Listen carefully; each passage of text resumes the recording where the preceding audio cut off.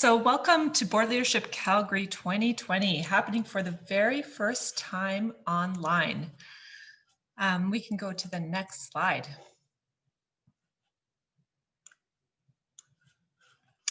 So my name is Geraldine Eiselstein and my pronouns are she, her. I am the Arts Leadership Director for the Rose Foundation.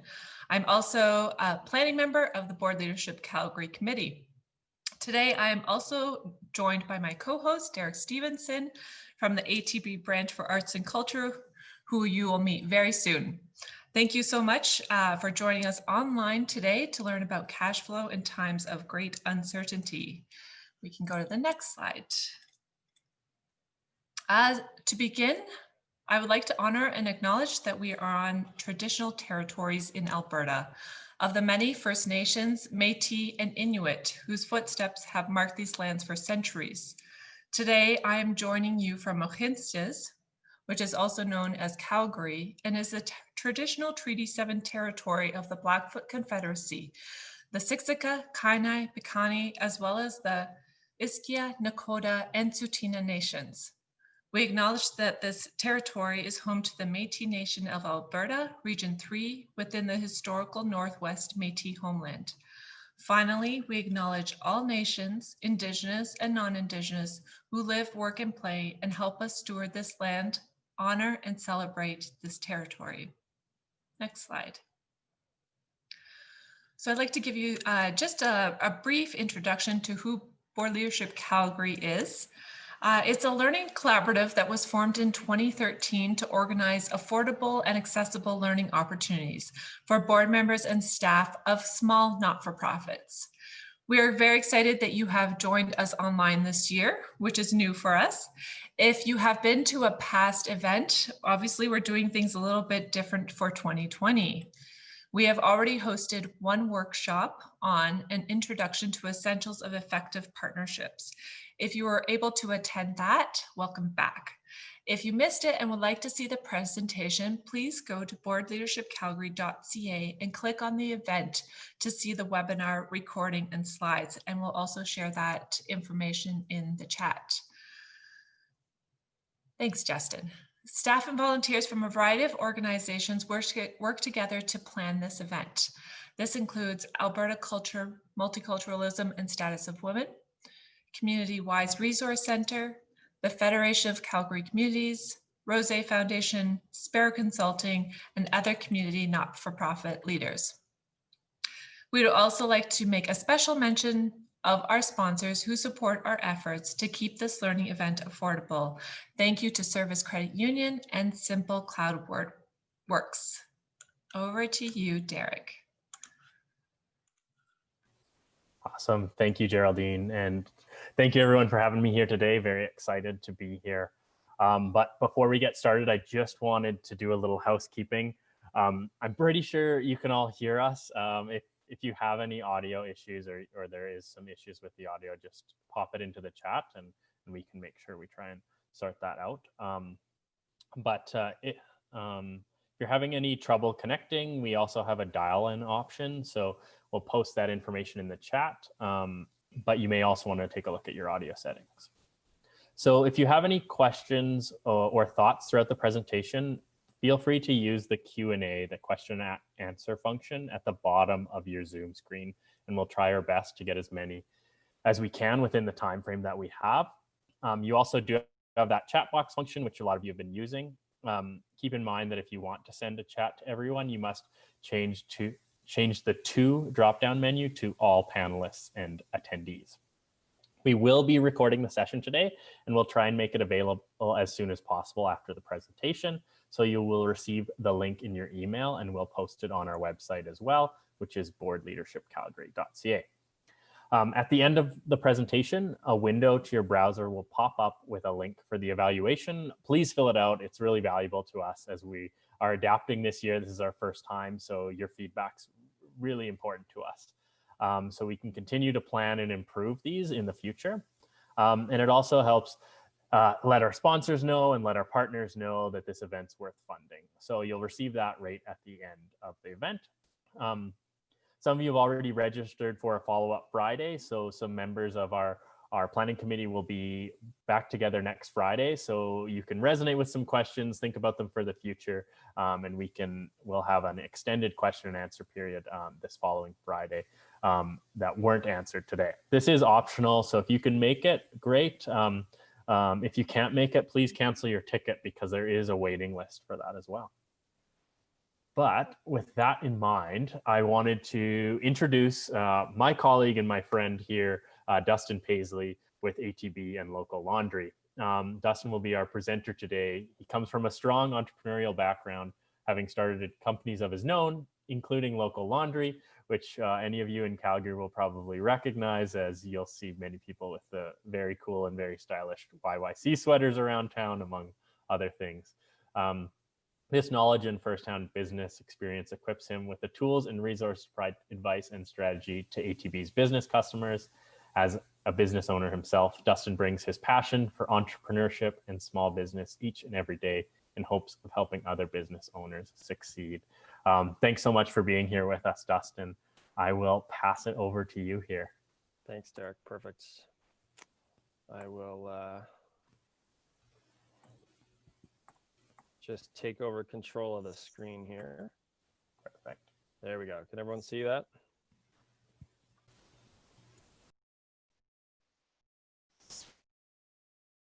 Can you see my screen? Yeah, we can see Yes, you here, Dustin. perfect. Okay, good. Okay, good morning, everyone. Thank you, Derek. Thank you, Geraldine, and thank you to the organizers of this event behind the scenes who are moving all the strings to make this happen. As Derek mentioned, my name is Dustin Paisely, and I'm really happy to be here. But first, I'd like to acknowledge your leadership, Board Leadership Calgary, for putting on these events and for really being a leader in the community and helping really during this difficult time in putting some of these together. These are extremely valuable. I've heard from clients, customers, and organizations who have been attending some of the webinars, and ATB's been putting on quite a bit, just in how helpful they are through these, again, challenging times. So thank you to you guys for organizing and for your leadership. Today, we are covering cash flow management in times of uncertainty, and we are certainly facing those uncertain times, especially, I think, this week, today, as cases rise, as we're in a bit of a holding pattern. No one really knows what to do, and so we're going to talk today about cash flow management. As Derek mentioned, my name is Dustin Paisely. I wear two hats coming into this presentation and in most of my day-to-day work. The first hat is as an entrepreneur strategist at ATB Financial. The question I get often asked is, what is an entrepreneur strategist? So really what our role is to make sure that we're providing the right guidance, advice, and expertise to our small business customers and to organizations from around the province. I did see one comment there that we're having some issues with the mic. Let me know if that's any better. If anyone else is having issues, please let me know. Yeah, so let me know if anyone else is having some issues. So as an entrepreneur strategist, right, I work in providing the right advice, guidance, and expertise to our small business customers and our nonprofit organizations around the province, which is a very fortunate role, right? It means that I get to meet with incredible individuals like all of yourselves today on this call to talk about your vision, your strategy, your plans for your businesses. And we get to do a bit of a deep dive around what that looks like and what we can do to help. So again, I consider myself extremely fortunate and extremely happy to be able to play that role to help Albertans all across the province. The second role that I play is as a co-founder of Local Laundry. And so I've been doing that for roughly about 5 years now. And what Local Laundry is, for anyone who's unfamiliar with that, is we are a entirely Canadian-made apparel brand that is socially conscious and builds community in everything that we do. And a big part of that is donating a percentage of profits back to charities. And this has become an increasingly, I think, popular choice for businesses, is to allocate a certain percentage of their profits back to local charities. And so aside from cash flow management, one of the pieces that I'll touch on today that was the original ask for me to join this presentation today was to talk about social enterprise and kind of what we're seeing in that world. And so again, that's been going on for the past 5 years while I've been at ATB. Prior to my role as a strategist, I worked as a small business advisor. So again, working with small businesses and nonprofits to kind of work out that financing piece and provide lending. And prior to that, I actually worked at Mount Royal University for the Institute for Community Prosperity and the Institute for Innovation and Entrepreneurship, and got to work with two incredible leaders there. For anyone that knows, James Stotch in the nonprofit world and Ray DePaul on the innovation side, and worked with the two of them to really spearhead what is now called the Trico Changemaker Studio on the Mount Royal campus. And the premise behind that is to really bring together community, students, and academia to really blend the three of those to make sure that, number one, we're really graduating some of the top minds in Canada with regards to social innovation.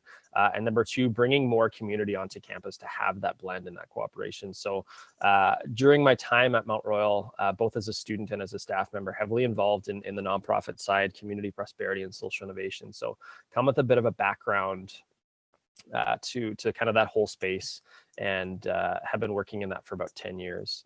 So to start today, I want to acknowledge kind of this year, right? If we think about how 2020 started, I don't know about for anyone else, but I was certainly feeling pretty optimistic, right? We had some growth in the company. We'd gone through a bit of a mini recession in 2016, 2017, and then again in 2018, and things were looking positive. And this is kind of what it looked like, right? We had a bit of a plan. We had a bit of a path forward, that the track was somewhat clear. You know, we couldn't see all the way to the end, but we were kind of rounding that corner, right? We had some vision. And then March happened.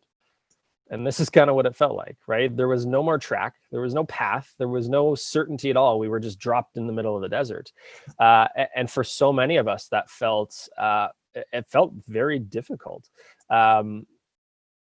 No one knew what they were doing. The only solace that we had was that everyone was in the same position, but that certainly didn't help us in trying to navigate through. So it really was about us trying to figure out, okay, where is my path forward, right? Where do I need to go? How do I find myself out of this? And what do I need to do, right? So I think a lot of people felt very stranded, very, very challenged, very lonely, and everyone struggled. And so I want to acknowledge how challenging this year has been, now that we're officially 8 months into this pandemic, at least since Alberta has sort of gone into a formal lockdown, or 8 months since ATB enacted their plan to act on COVID. And it's been a really challenging year. So I do want to acknowledge how challenging it's been, particularly for this sector. And I want to acknowledge all the hard work that each and every one of you have gone through over the past year, right? It's not that none of us are doing a bad job. We're just trying to get through this, right? And everyone is struggling. And so that struggle you're feeling, you're not alone, right? There's a lot of us on this call, and based on everyone that I've been talking to through my meetings, there's many of us. So I want to acknowledge how difficult this year has been, and I want to give a kudos to each and every one of you for, number one, being on this call, but number two, continuing to lead your organizations through this, right? If you think about, as hard as it is to imagine, the somewhat light and at the end of the tunnel, you know, we're all going to emerge stronger as a result of this, right? We're going to have gone through this experience, having learned and really been able to strengthen our ability going forward, that resiliency, as difficult as it may be. So I want to set the stage and acknowledge each and every one of you for being here today and for the work that you've done over the past couple months, because the individuals that we're working for, the impact that we're making, you know, now more than ever, they need our help. So I appreciate each and every one of you. So today, as we talked about, this is our topic, right? In today's challenging and constantly shifting business landscape, many nonprofits are feeling overwhelmed and left wondering what more they could be doing to elevate and protect their organizations during a deeply impacted economic time.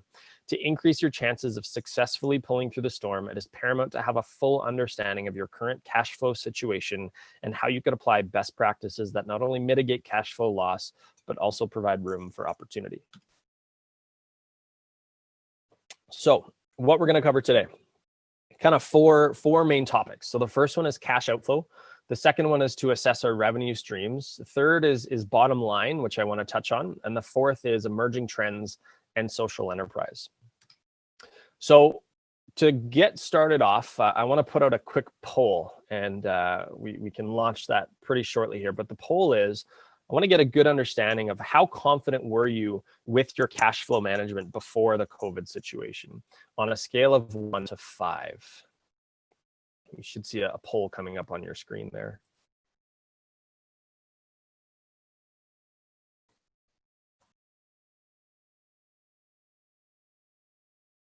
We'll give it a minute for everyone to respond.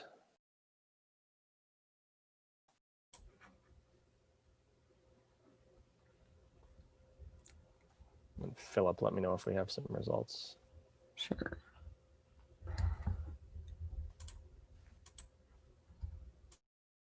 Okay, so 58% feeling somewhat confident. So that's good, right? The majority of our somewhat confidence.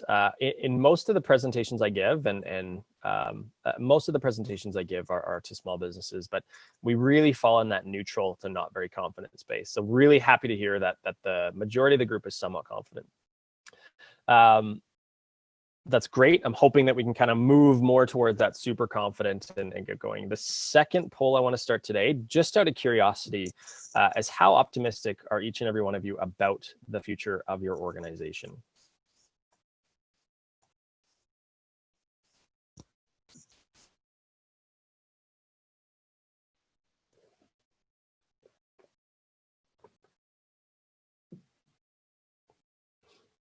And while we're waiting for that, I see a comment here from Nikki. Nikki, I hope so. I'm from the Kvitka Red Deer Canadian Ukrainian Dance Club. We are a very small not-for-profit dance club. Will the seminar be relevant to our club? Yes. So first, we're going to go over kind of the financial piece, right? And maybe some of that might be a little bit high level, but at the end, we're going to talk about kind of the changing landscape and social enterprise. So I hope there will be some interesting tidbits in there for you. Again, 41% feeling somewhat confident, 3% not at all, 19% not very confident, 26% neutral, 41% somewhat, and 10% super confident. So again, just curious to kind of see what it's out there. I hope we can change this perspective to go more somewhat confident. I hope I'm able to provide some structure and some understanding of at least the financial aspect, but also really hoping to provide a little bit of optimism around what's going on now, what's happening, and what the path forward is. So back to this slide. So prior to COVID, a lot of us were focusing on, how do we keep our organizations sustainable, right? What are our funding structures? What does our revenue coming in look like? How can we make that more sustainable to be able to sustain our operations as an organization? To now, right? A lot of us are in that survival mode. And Nikki, I feel you, right? I know you mentioned that the club is close to folding. So many of us are in that survival mode. So today, again, going over some of these financial pieces, I'm hoping we can talk about what that looks like. So in order to have a better understanding of how we can get through that survival mode is a current assessment. And it's really understanding your cash position. Cash is absolutely key. So with expenses continuing on, right, as we continue to run our operations, and for many of us, our revenues on hold, knowing our cash position serves as a foundation for action. There's certain common ratios that we can run, like a quick ratio, right, which is our current assets divided by our current liabilities, which helps us to better understand if the organization has enough cash to pay its bills today. But they don't necessarily give us guidance around the best ratios to help with understanding some of our liquid reserves. So there's another ratio I'll show. I have a slide for it to better understand kind of where we're at in terms of what our runway looks like. But our first order of business is to manage our cash going out. Okay, and there's really three major buckets there, but I do understand that talking about cash flow in general can be overwhelming. So we've kind of broken it down into these 3 steps to give some structure and a bit of a roadmap. We also see this as a useful way to work through your options in terms of financial relief and really how to handle them. In uncertain times, the first thing you'll want to check is your balance of your cash out. So this is being your expenses and your overhead. We're all kind of unsure of what our future revenue might look like, what that money coming in is. So we want to make sure that we're really minimizing our costs in running the business. And when we're reviewing this, we're mostly asking 3 questions. Okay. What do I owe? Okay. And that's could be your suppliers. What's coming due? So rent, utilities, payroll, what's some continuing expense items that are coming up? And what do I need to keep going, right? For some organizations, they might need a new piece of equipment. They might need a new vehicle in order to keep going. So we have to assess what that cash flow looks like. And first and foremost, the most controllable aspect of cash flow is your cash going out, right? And for this, we're going to cover expense management. And this is your very first step. So if you haven't done so already, and if you haven't, do it right after this webinar, is to take a deep dive magnifying glass look at every penny leaving your bank account. Times are tough. We all need to do some detective work into our expenses.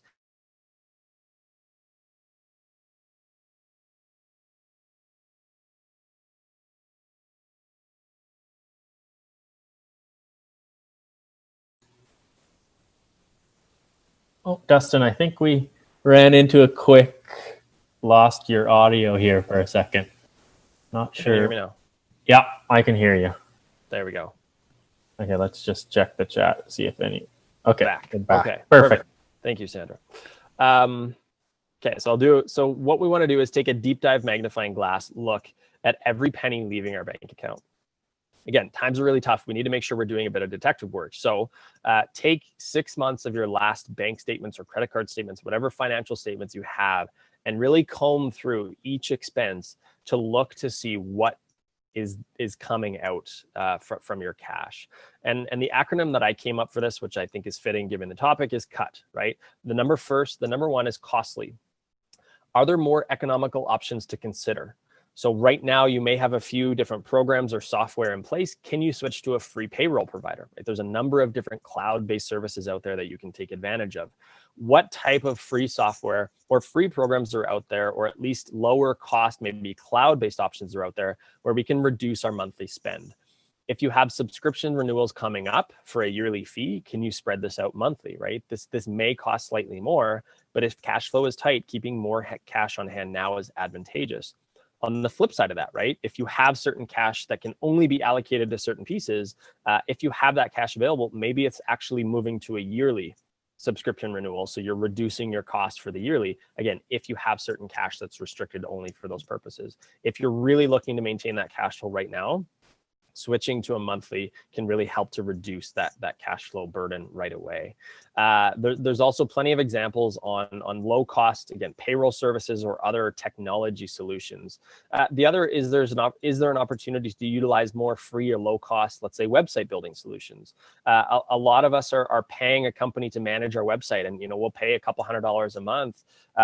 Can we get rid of that entirely and pay, let's say, $10, $20, or $30 a month for a low cost website provider? And can we work with perhaps a university or a student even in high school who's maybe has some ability to build out these websites? They're very easy these days. They're very drag and drop. They're very simple to get up and running. Something like a Squarespace or a Weebly. Any of these options can be really advantageous, and it is an easy kind of drag and drop feature. So another way to really look at how you can reduce. So the other one is underutilized. So is there something that you're currently using that's not being completely utilized? One of the things we look at here is, let's say, if you have you're paying for access to a software or a program or a tool. Let's say you have 3 employees, so you're paying for 3 different licenses. Well, if all these employees are not using this license, can we combine those licenses and maybe have specific days where that employee is accessing the software, or certain times of the day? Or maybe it's just on one computer and they can share the computer, right? We have to think of certain solutions where we can reduce that. So is there any excess space within your organization, right? Many of us are probably working from home. Is there an option to remove our rent altogether if there's no plan to go back to that office space? Again, looking at what are we underutilizing and what can we do to change that? And the last one is timely. So this can sometimes be a spending item, but there are instances where implementing a tool or a software can actually save on workload and employee hours, which you can immediately see the ROI for. And as an example of that, there's a software called Zapier, which is an automation tool that really allows applications to speak to one another. So to give an example of how that tool is deployed in a company like ours, if we have a retailer that places an order online, what happens with the software is that order, this software will speak to our ordering system and will take that order and automatically implement it into our bookkeeping software, Zapier. I'll type it in the chat here. And so this allows us to spend far less hours, because this would take us hours and hours and hours in the week, especially as we got busier, to be able to take that order and automatically input it. So looking at ways that you can save on labor costs and save on other costs by automating some of your processes. Again, sometimes there is a cost to this because you're in a lot of cases implementing a software, but thinking about ways we can reduce our employee burden. Another thought is, there's a lot of options out there for chatbots, right? And an AI-driven chatbot.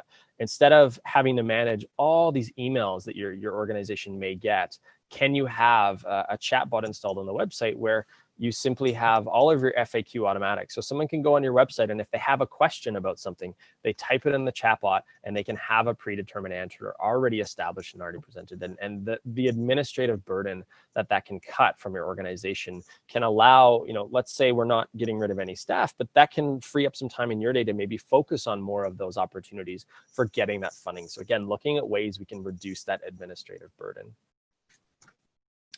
So we kind of went over these, but looking at some of the 3 questions. So here are some of the ways that we can curve the cash going out. So if we look at that what do I owe piece, many of you probably already have. We've deferred our debt payments, our term loans, equipment loans, lines of credit, credit cards. Any of these lending pieces we may have deferred. Okay, and those periods are sometimes over, but looking at ways we can structure that, restructuring existing debt. We're now seeing record low interest rates. Can we look at restructuring to get a lower interest rate and reduce our monthly cost? Or can we potentially amortize this loan out for a little bit longer to make sure our payments are lower? Can we renegotiate terms with suppliers? Right, again, cash is kind of crucial right now, but can we potentially pay early if we have the cash to do so to get a lower rate and get a discount on our products? A lot of suppliers will offer a 2% discount. Or if we're going to multiple suppliers, can we streamline and just go to one so we can get some larger economies of scale? The other one is what's coming due. So can you explore rent options with your landlord if you're currently renting a property, right? Can we look at bringing another organization into that space? Obviously keeping protocol in place and social distancing and COVID into effect, but have we reduced our staff count in the office? Can we share that space with someone else?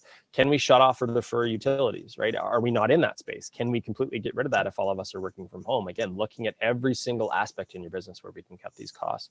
Another one to look at, again, is wage subsidies and students, right? There's a lot of programs out there for students right now. And on the flip side, there's a lot of students out there who are looking for jobs who, because of this challenging labor market, haven't been able to find jobs. And so many of them, still living at home, don't necessarily have those high expenses, are probably still looking for some experience to be able to gain so that when they can kind of go back to a normal workforce, they can have something to show what they've been doing with their time and they have some experience. And then how to keep going, right? We've kind of gone over this, but pause or cancel some subscriptions. Can we embrace some free trials for a while if there's the opportunity? Adjusting our insurance, right? For many of us, our organizations have changed. That being our staff count, that being the programs and services we're offering. The insurance is based on your previous operations. So based on these new operations, it's quite possible that we could see a reduction in insurance because we don't need as much coverage. Consider in-kind arrangements with other organizations. Can we switch to more efficient or less expensive process and then go paperless and contact us, right? Many of us aren't in the office. We're saving on expenses within office expenses, but can we go completely paperless? So I want to touch on this is the ratio. So this ratio calculates how many months of savings the organization has if it operates at its current rate with unknown or unforeseen circumstances with regards to income. So what we look at that is cash plus cash equivalents plus accounts receivable minus any restricted cash and receivables that are kind of set off to the side. And so we divide that by the typical month expense. That gives us the number of months out that we have as a runway. And so it's very important, if you haven't already developed and revamped a robust cash flow projections, that at this current stage, we revisit these on a monthly basis, if possible, to ensure that the organization doesn't unexpectedly run out of cash. That's our biggest piece here that we want to be concerned about, right? We want to make sure that we're nowhere near running out of cash. And so being able to ensure that we're on top of things and we're watching this is extremely important.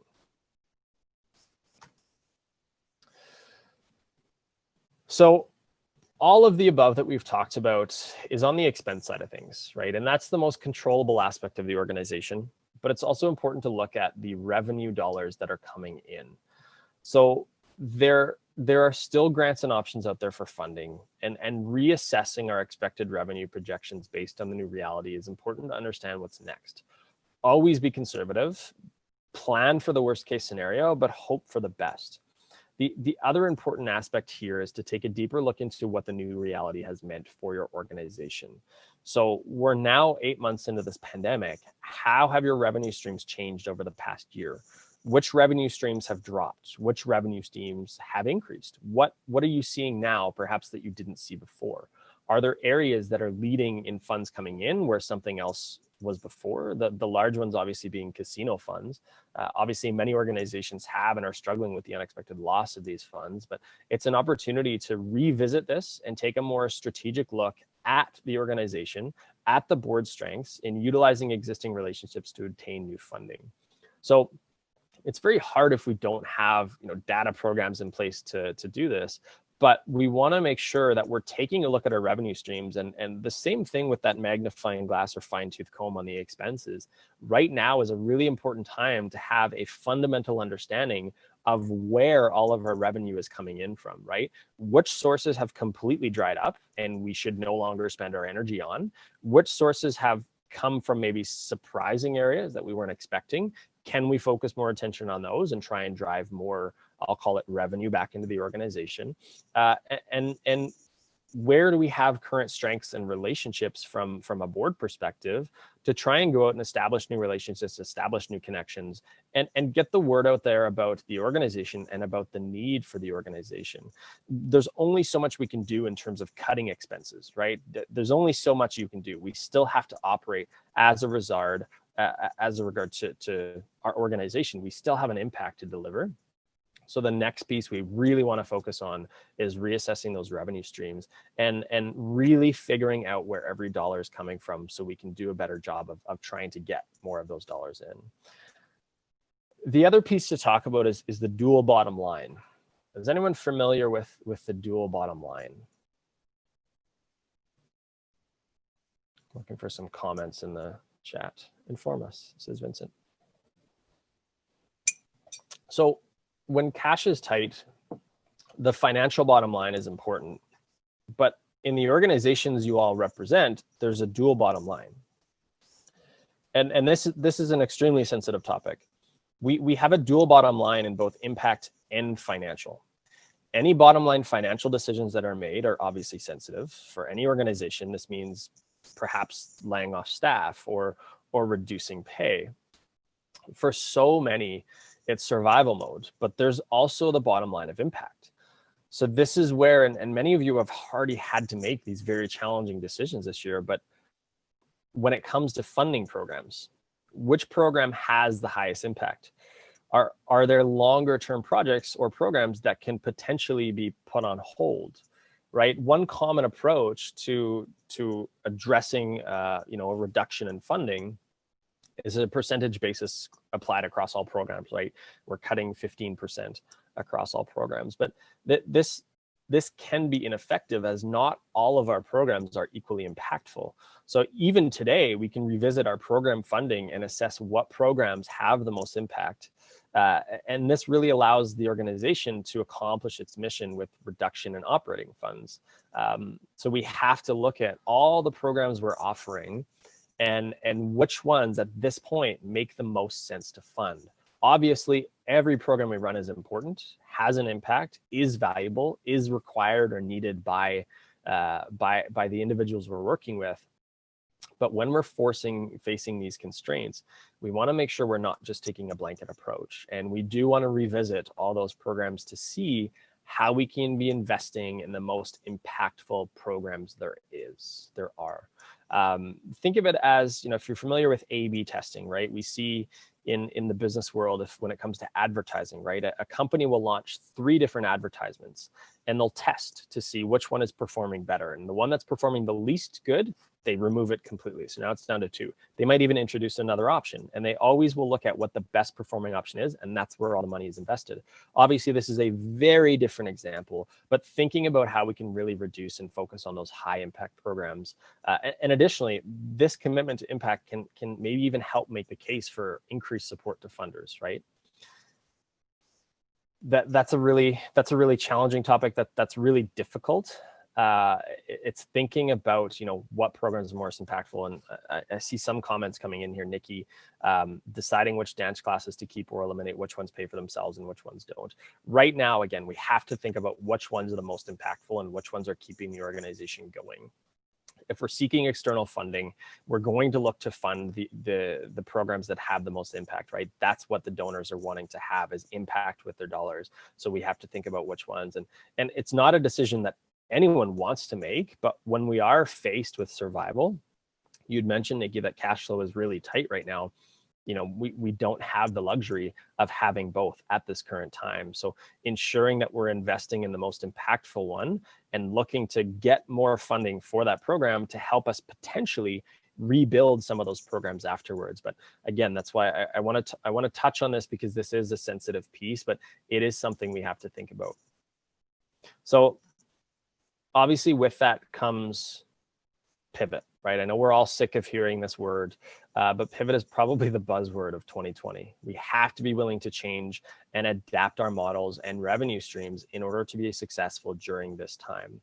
So the next part of the presentation that I want to focus on is emerging trends in social enterprise, and really want to kind of go through some of the things that I've certainly noticed in the small business space, being in an organization that's socially conscious, surrounding myself with other businesses that are socially conscious and doing good work in the community, and sort of touch on some of those pieces. So as an example, right, here's some of the headlines that we've seen over the past few months. So COVID-19, looking beyond profit, how small businesses are adapting and giving back, why giving back increases brand loyalty, payback for paying it forward. For companies, it's not charity anymore, it's community giving.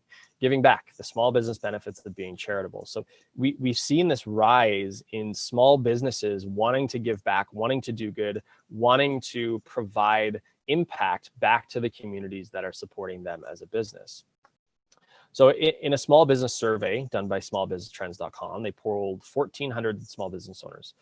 52% of these said that they were donating or had already donated to charity, and 46% plan to donate up to $1,000. So if we think about that, right, 52%, that's a really large percentage of businesses that are starting to give. And the trend that we're sort of seeing is we're going from having these large corporate donations, which are still out there, they're still happening, but we're seeing a rise in small business owners donating and giving back more, which presents an opportunity for us, right? If we think about in Canada, there's 1.2 million businesses, and of those 1.2, 161,337 are in Alberta.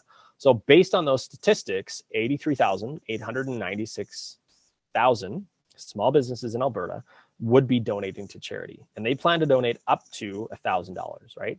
If they all donated $1,000, that's $83 million, right? So think about the implications that these small businesses have. So to share a quick little story, back when the pandemic hit, so again, I've talked a little bit about our business and how we build community and we donate back. When March happened, my business partner, Connor, his wife is a nurse. She works at the Foothills Hospital. We certainly felt the impact of COVID-19. And as a company that does good in the community, we felt we had to step up and support, right? There was no questions. We had to do something. So we launched what was called the healthcare hoodie. And so for every healthcare hoodie we sold, we would donate 100% of the profits to the COVID-19 Community Response Fund.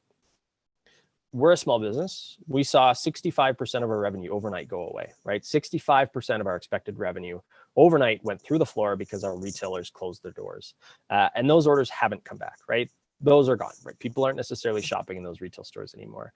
And those retailers have moved on. At the same time, we were facing an uncertain future. But again, we look at what's happening in these businesses, and there's no choice but to give back to the community. There's just an overwhelming response. So I'm incredibly proud to say that, you know, in a year where we really had an uncertain future, we were able to raise $20,000 to COVID-19 Community Response Fund. And at the time we launched this, right, we had one full-time employee. So a very small organization size-wise, but we were able to have an impact. Now, it's not just us, right?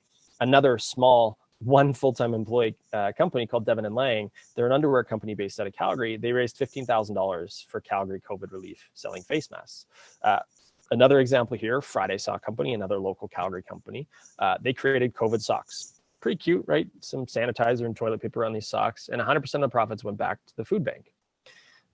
The really interesting thing I want to share here is Friday Sockos. This is Adam on the left there. He's the owner of Friday Sock. He donated, this one was $1,000 to Kidsport. This was a donation from last year.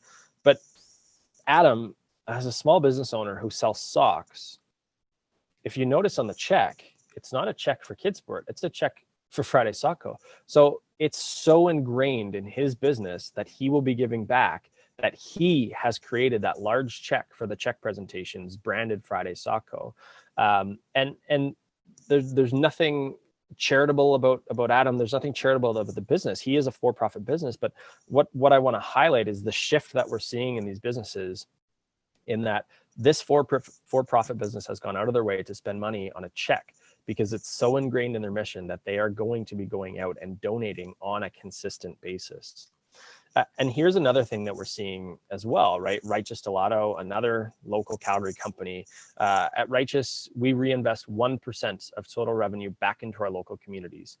Got a cause you're passionate about? Request donations here. So again, a for-profit company, they've committed to giving 1% of their total revenue back to local communities. Now, 1% of total revenue might not sound sexy, but 1% of total revenue, if we think on a large scale, right, this is a pretty large company that's expanding into the US. That they can expectedly be doing several $1 million in revenue a year, right? We start to get that number up, and they start to be doing some pretty interesting things. The other interesting thing here is you can actually go onto their website and request the donations there. So this is another, again, small business that is starting to promote that. And a quick little story I want to share. And again, what I want to highlight is the selflessness of a lot of these businesses.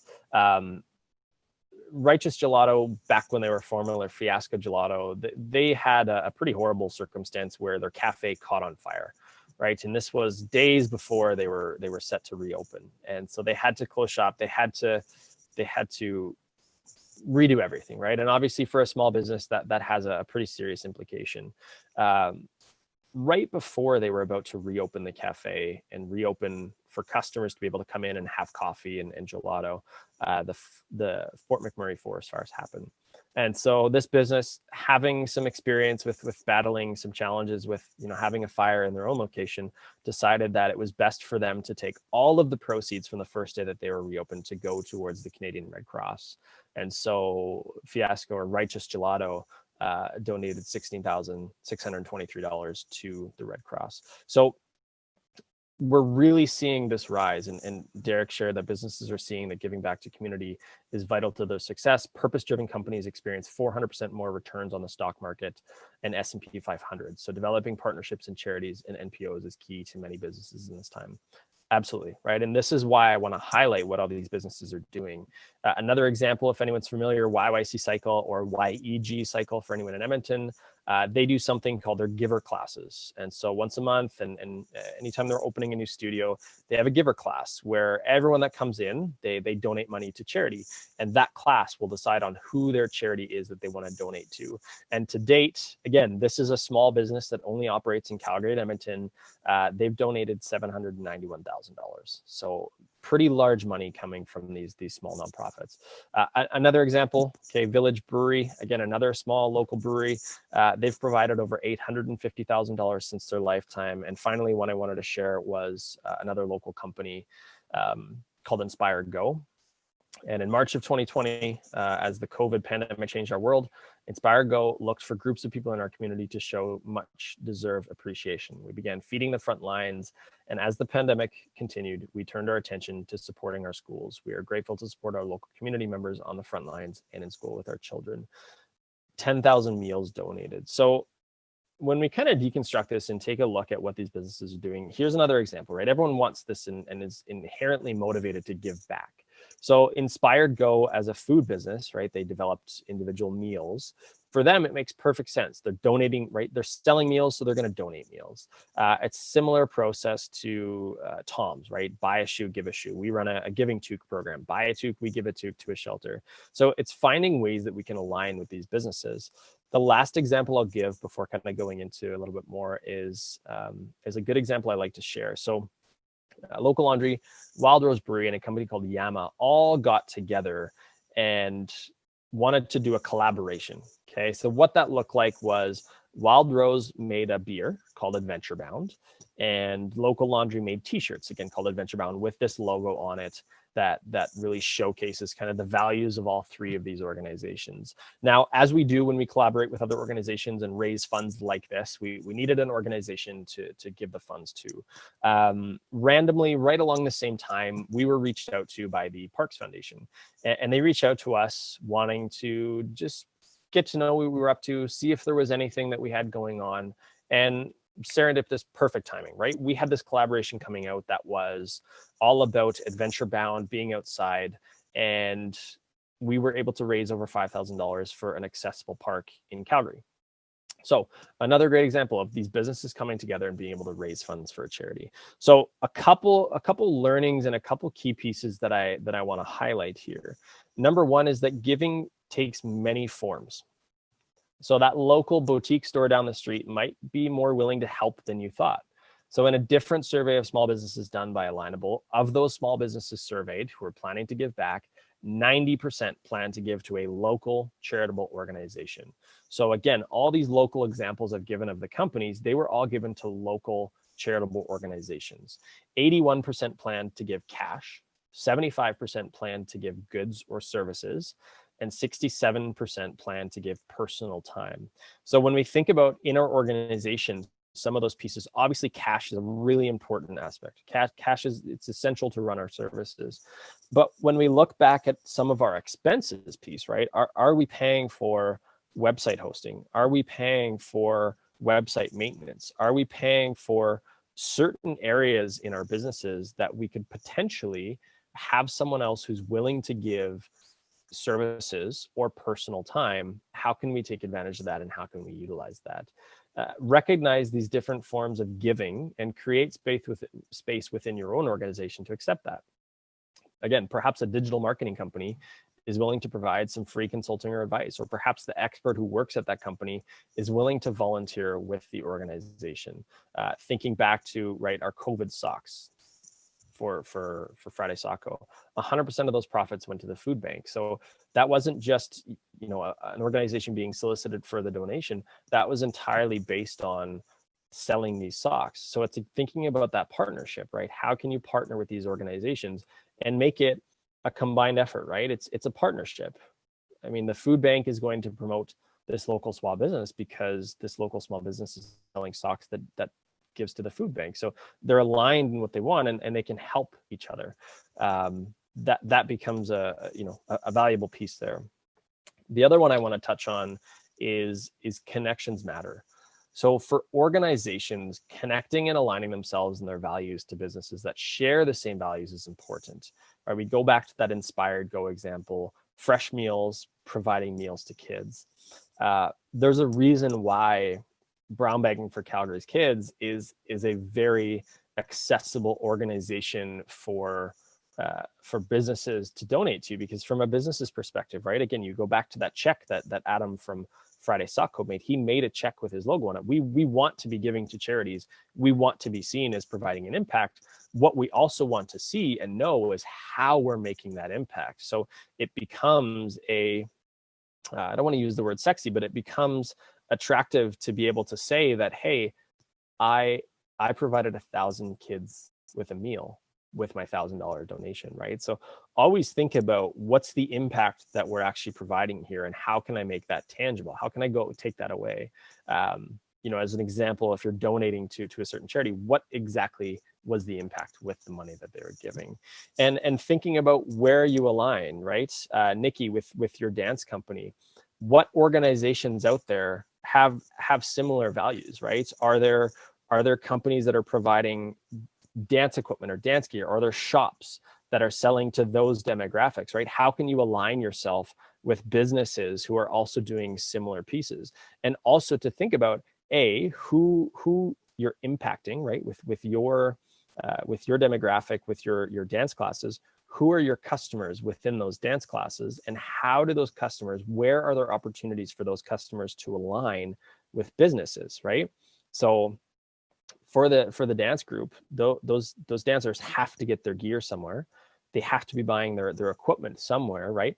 Can you be aligning with these businesses? Where are there opportunities? Or on the flip side to that, right? Obviously, there's some legal implications here, but can you be securing equipment, if depending on how many dancers, right? Can you be securing some of that equipment to bring in to sell to the dancers at a reduced rate, get a wholesale account, and be able to fundraise that way? So it's thinking about how you can connect to those different groups. One of the other important things to consider when you're approaching these small businesses, which we should all be approaching, is where and when is the request taking place? So a survey of American consumers found that 71% of responders have donated to a charity at the register. Can you align with a local shop where at the register, they ask, are you willing to donate $1 to this group or organization today? And every time they have a sale, $1 is raised going towards that group. Not a huge amount if a store is only making 10 or 20 sales a day, but what if you could get into a few stores, right? What if perhaps one of your members owns a store and is willing to implement this, right? It's thinking about those connections. Who within your group has the ability? Who within your organization, whether that's board members, active members, or your service group, who you're impacting, who has connections to be able to make some of these? Some other things to consider: certain times of year where companies are giving, Christmas and holidays, around their year end, right? That's a lot of businesses. They're donating to offset that tax bill during corporate campaigns. So different times of year when companies have these campaigns. Certain holidays like Valentine's Day, Family Day, there's Neighbor Day, Thanksgiving, Remembrance Day, right? These are all days where there's attention, there's spotlight. Businesses are using that as a way to promote themselves and give back at the same time. The other important one, which is coming up in 2 weeks, next Monday, next Tuesday, Giving Tuesday. So we have Black Friday, we have Cyber Monday, and we have Giving Tuesday. So Giving Tuesday is this new holiday that's emerged from traditional Black Friday, where companies are looking to give back. So can you start to reach out to some of these companies that are going to be giving back on Giving Tuesday? Many of them have probably already determined who they're going to be donating to on Giving Tuesday, but something to think about, right? That's a very popular day that's really starting to pick up. And so we can expect in years to come, I expect at least Giving Tuesday will start to grow in size. So how can you align yourself with different companies within that? Also understand that business is cyclical, right? Getting in front of your partner organization prior to organizing to see what opportunity there is on a partner campaign. It's not very typical that you'll say, hey, here's XYZ, here's what we're looking for. Oh, perfect. Yep, tomorrow we have a check. No, oftentimes it's recognizing when within their calendar year it makes sense to plan a campaign or have something where you're going to receive that. And the last piece is that the business is also going to get value from this partnership in the same form that the charity is. It's just not monetary, right? From a business perspective, Jared kind of mentioned that chat, that businesses who are seen as giving back to the community and being more conscious are viewed better, right? They have better brand loyalty. It's viewed better on them from their customers. So they're certainly getting value in the partnership. So don't think of it as you're just doing an ask. Think of it as a partnership, right? How can you build up their credibility? How can you promote and support their organization while at the same time they're doing the same for you? One piece of advice is how not to ask. So as I'm sure you can imagine, a lot of these small businesses that do show that they're charity focused and give back receive hundreds of requests a year. And the one that we always receive, which to be honest, never gets a response for funding, is a generic email that gets sent to 100 different contacts. And The email reads, to whom it may concern, XYZ organization is an Alberta-based not-for-profit organization and registered charity. We believe in this mission and we have accomplished this impact to date. We are organizing our annual funder. So unless you already have a connection with that person or that business, those emails, that's a cold email, right? That oftentimes doesn't get answered. How you can, and that email as an example that I shared, we got one of those the other week and it was a 533 word email. So as you can imagine, right, these small businesses are incredibly busy. They have a lot going on. That falls on deaf ears. A better way is to just simply strike a connection, right? And this takes time. This can be time consuming, but it's trying to be thoughtful about how you can connect in with these businesses that have the potential to support, right? As an example, and this is kind of one we've gotten that's led to a partnership and a donation was, hi Jane, I'm a big fan of your business and the work it does in supporting the community. Would you be willing to connect in the next few weeks? I'd love to learn more about your plans and priorities this year and see if there may be alignment with the organization I work with. I'd love to find a way to promote the great work you're doing. So it's thinking about, right, how do you frame it in the way of how do we partner on this, right? How do we connect? I'm not just looking for money. I want to work together. Of course, the outcome there is I'd love to get money from your business, but I'd love to partner and see if there's ways we can help one another. The last one is be creative, right? Be creative in your ask, be creative in the campaign and the partnership, be creative in terms of how you're typically getting that funding coming in, right? Nikki, the one suggestion there was, can you start securing the gear instead of having to go to, a shop or buy online or buy from a big store? Can you actually go directly to the manufacturer and request a wholesale account wherein you can bring that gear into your organization? All of your members can order ahead of time, and there's that profit there, right, within that wholesale margin. So we have to be creative in the way we've traditionally thought about fundraising. And at this time, again, it's paramount that we're thinking outside the box and we're trying to. I noticed a lot of questions coming in. So if anyone does have questions, please do continue to post them and we'll get through them as often as we can. And thank you, Derek, for going through that chat. That ends my formal part of the presentation, but I did have an activity that I thought may be useful. We're going to give it a try. So it's something that I've done in the past that I found extremely helpful. And Geraldine was the response. Extremely helpful is something called feed forward. Okay, so there's this notion of feedback, right? Which is that you complete something or you do something and you're asking for feedback, right? Feedback, getting back as a past tense. Feed forward is more about seeking help and getting advice before something. And when I heard how many people were going to be involved in this today, so we have 67 participants, incredibly valuable, right? The knowledge and the experience that everyone has on this call. I mean, I can assure that we probably have hundreds and hundreds and hundreds of years of experience based on the number of people that are in this call. So I want to try something called feed forward activity. And what this entails is I'd like someone from an organization to enter into the chat something that you're struggling with.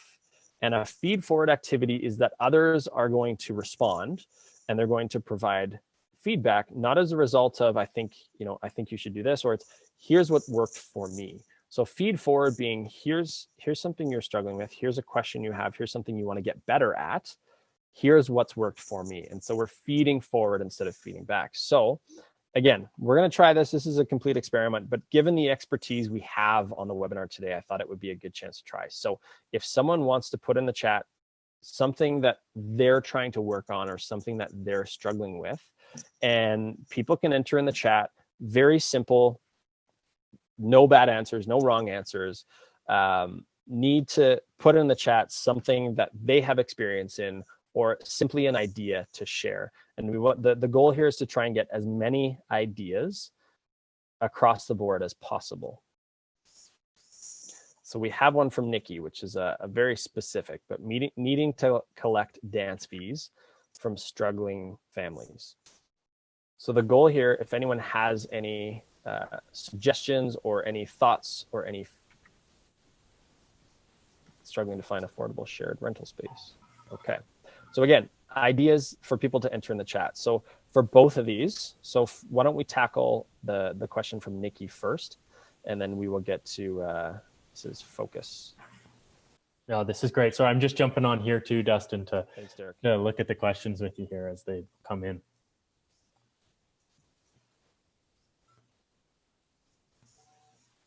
So the question from Nikki was needing to collect dance fees from struggling families.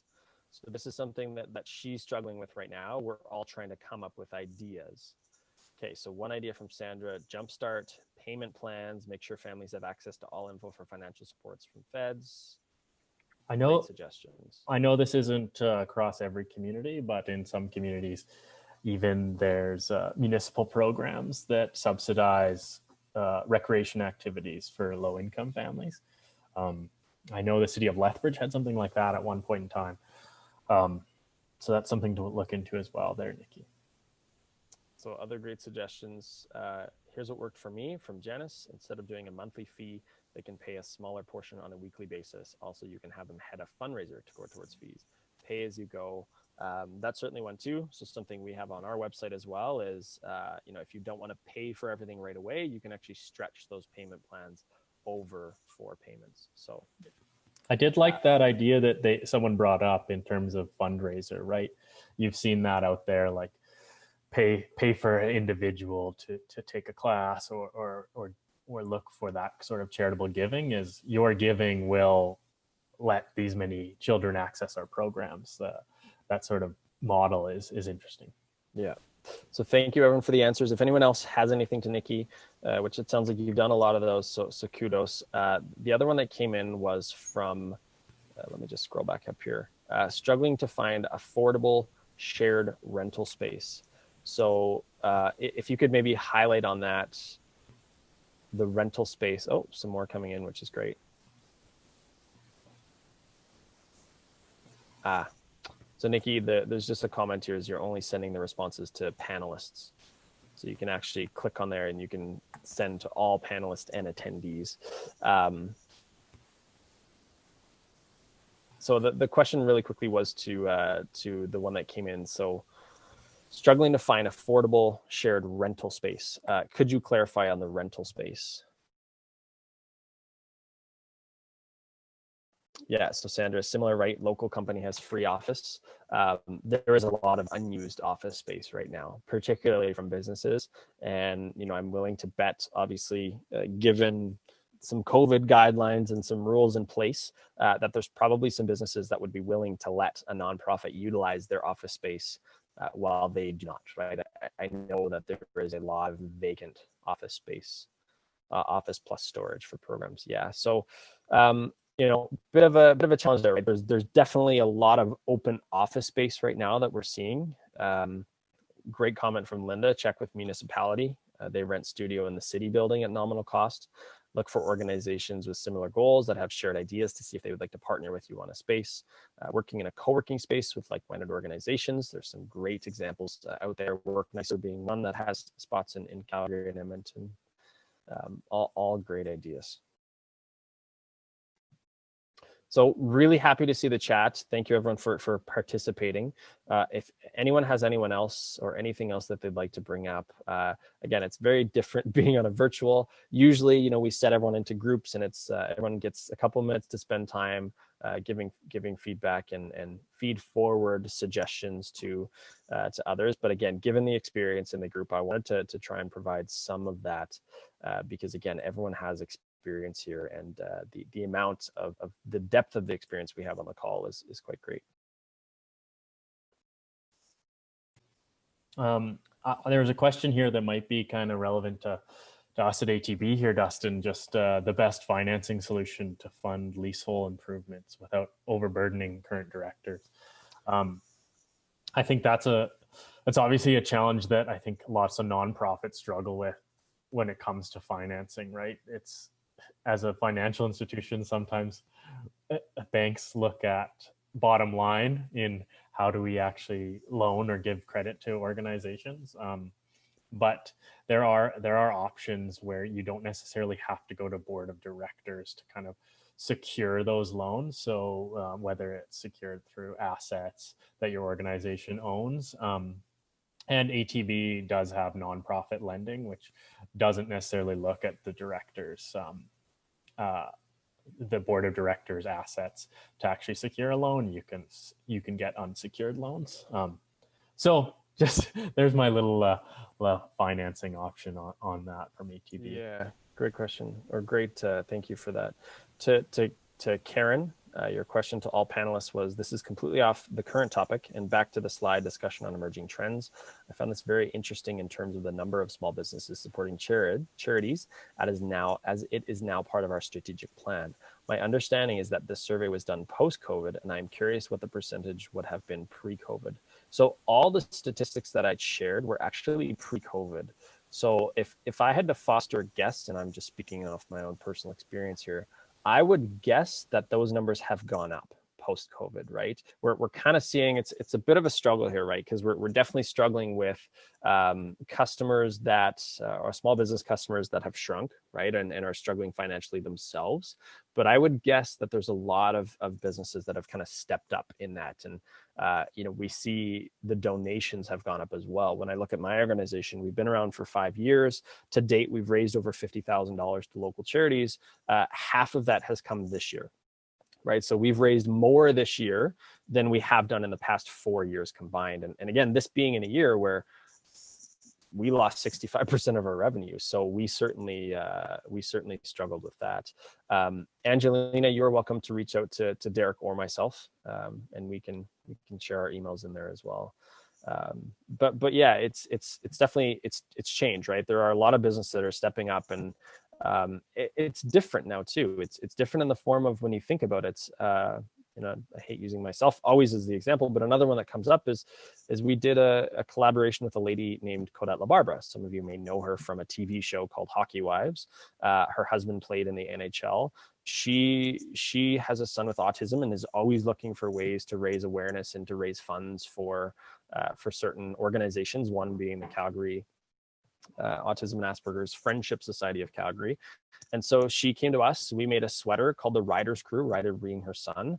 And from every sweater we sold, a certain portion of money went towards that charity. So all in all, I think we raised about $4,000. But this wasn't, us just reaching into our pockets and giving money. This was us working with this person to take a portion of every piece we sell. A portion of that went to charities. So again, when we're talking about these campaigns and talking to these local small business owners, it's finding out what their plans are coming up, what they have in the pipeline, and seeing what opportunities there are to work together. It's a partnership, right? You have an audience, you have, let's say, a social following or anything else. You're able to promote this organization while at the same time helping to promote and bring more money back to the organization.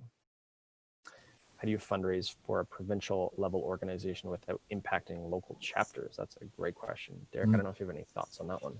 Yeah, how do you fundraise for a provincial level organization without impacting local chapters? Yeah, I think that is a tricky one. In many ways, I might look at the provincial level chapter a little differently, almost looking at businesses that have more provincial goals than always the local level ones. Those local partnerships might be vital to those local chapters. But I don't know if there are strategic partnerships you can have with the local chapters. I don't know how well the chapters work with one another to kind of define those lines on is there territory for fundraising? Because at the end of the day, you're a similar organization, likely you have similar goals. So what's better for all of you is likely better for each local chapter.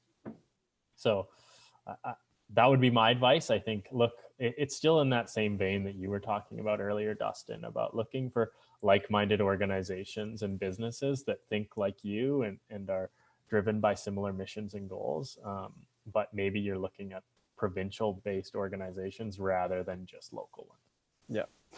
And so there were a couple of questions around websites and if there's a list for where all these businesses live. I don't think there is one, right? It's unfortunately having to find, but look for some of the organizations in which they might be a part of, right? One that jumps out quite clearly is one called B Corp, right? Which is basically a for-benefit corporation. B Corp is this growing movement of businesses that are fundamentally focused on the triple bottom line, right? It's not just about profit, it's about people, planet, profit. And so every year they actually have to report, and they're given a score. And so organizations like Patagonia, locally, organizations like Righteous Gelato, a B Corp, as in for benefit corp, they will submit their profile every year, and they're ranked based on how well they're performing in certain areas, right? How diverse is their culture? How renewable is their energy sources? How compostable or recyclable are their product cases, right? It's all aspects of the organization, people and planet, and ensuring that they're holding themselves accountable. And a lot of those companies will, of course, be giving back to local charities. So that's a great place to start.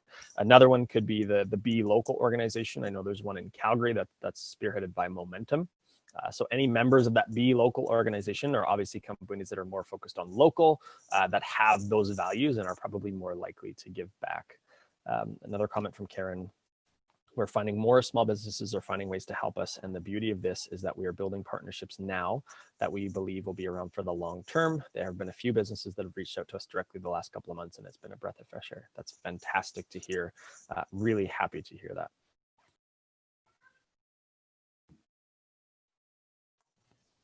One thing that you brought up, Dustin, was that importance of connecting with the community. Because I know some organizations are doing these great things. They may not even registered on B Corp or been out there. And I know a lot of the times we're seeing these news shared through social media. We're seeing them celebrate this giving back in ways through media and news. And you really touched on that piece a lot. Like it's that connecting with individuals, seeing what's out there. As leaders in the nonprofit sector, you kind of need to like be aware of what's going on in your community, right? Who is giving in your community? Where are they giving? What partnerships have you seen that other organizations are doing? It kind of starts that creative process that you were mentioning. Yeah.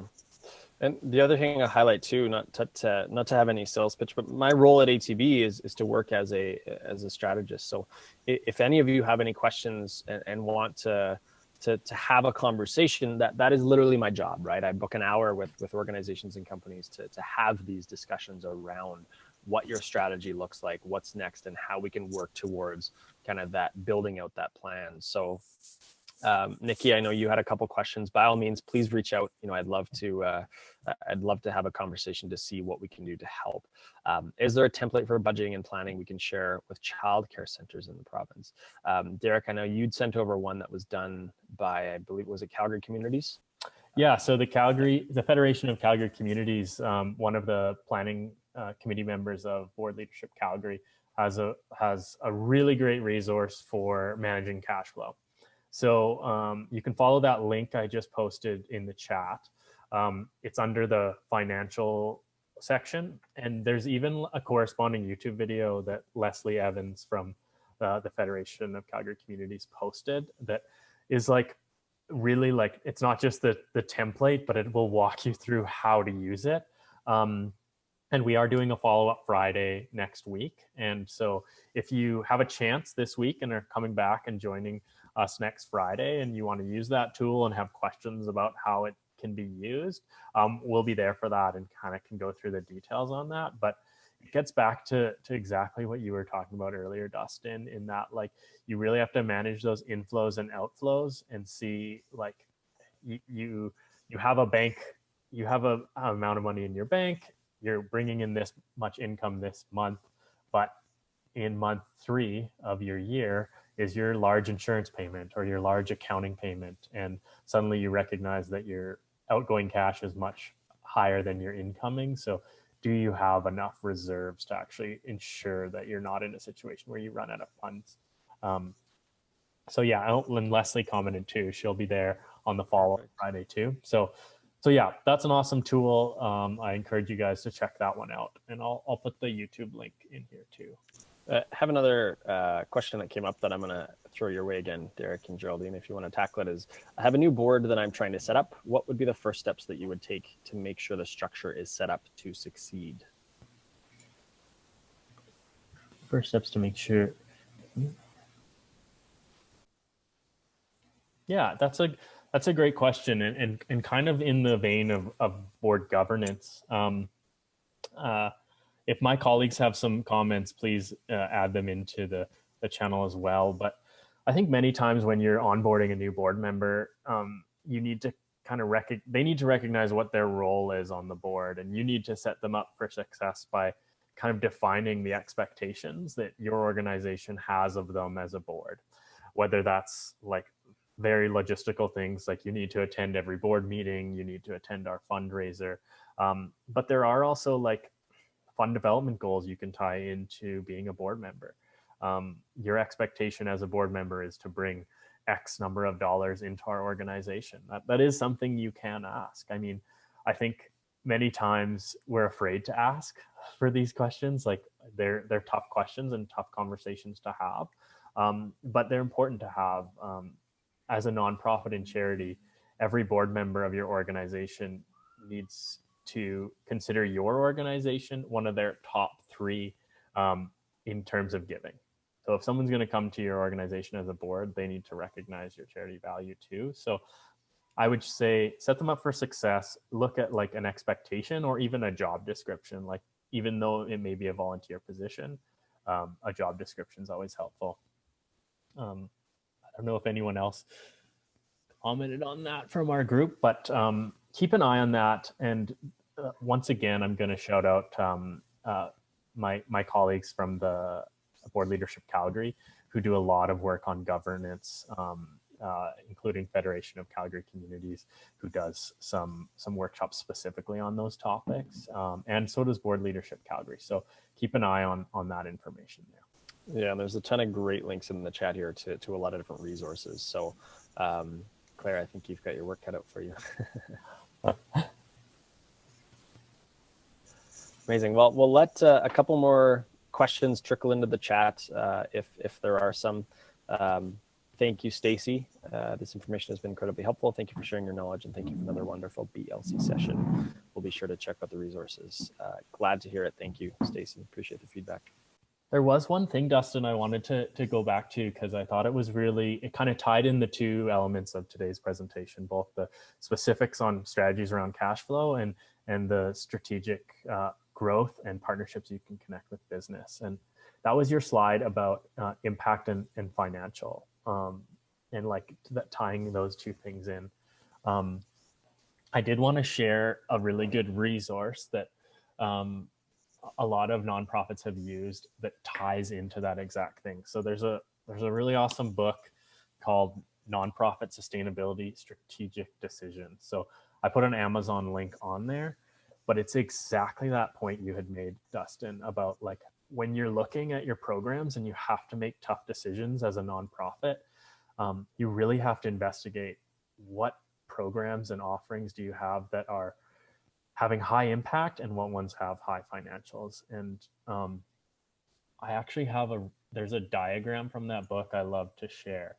I wonder if you mind, Dustin, if I steal the sharing for a second. Please do. Because it's tied exactly into what you're saying.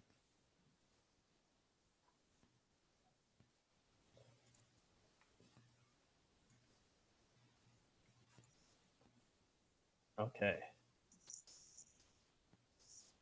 Not sure if it's sharing right now, but this is sort of what that book goes through, which is exactly what you're talking about, Dustin, is as an NPO, you can look at all of the activities you have as a business and you can chart it on a document like this, especially in times of COVID when we're in this place, right, where we have to make tough decisions and we might have to cut programming or recognize where what we're doing is really struggling. We can kind of recognize what has huge impact, what's in that heart zone, those things we love, that's like mission-based things that we realize have a huge impact on our communities. But also there's things that we're doing in that bottom right corner, which are very profitable for our organization, but maybe aren't having the impact. So how do we transfer and try and get everything we're doing to that invest and grow section, and find out where we're putting lots of time and effort in that isn't bringing that same impact back in that close or giveaway. So I just wanted to share that because I thought it was really tied into what you were saying, and that book Absolutely has been a great resource for me in the nonprofit sector. I've added the chapters and Indigo link for the book that you recommended. Oh, awesome. Perfect. That's a great And I think tied to Giving Tuesday, I think finally Amazon Canada added one of their Smile. There's like a Smile process where they'll give back to charities as well if you purchase through that platform. That's great to hear. So it doesn't look like we have any more questions. So I just want to thank everyone for listening. I want to thank everyone for having me. I really appreciate the time. This has been fantastic. Again, if anyone has any questions or wanted to reach out to me, please do. My email is in the chat, and I know Derek as well is available. So we're happy to have conversations and to help where possible. Definitely. And I'm just going to share one more slide and kind of wrap us up. Dustin, I really appreciate your time and your expertise. Really enjoyed the presentation today. Just for anyone who signed up for our follow-up Friday, that's next Friday. And if you have more detailed questions, you're processing all the information you got today, we'll be thrilled to answer those questions in detail. Our next webinar is on December 5th at 10:30 a.m. The topic is anti-racism and equity for everyone. And you can register at that link. I think Justin or Phil will put that in the chat here. Thanks again to the sponsors of this event. We really appreciate that. We couldn't do that without you. And thanks again to my fellow panelists and everyone helping out today. So thank you so much. And we hope to see you on Follow Up Friday or at the next session on December 5th.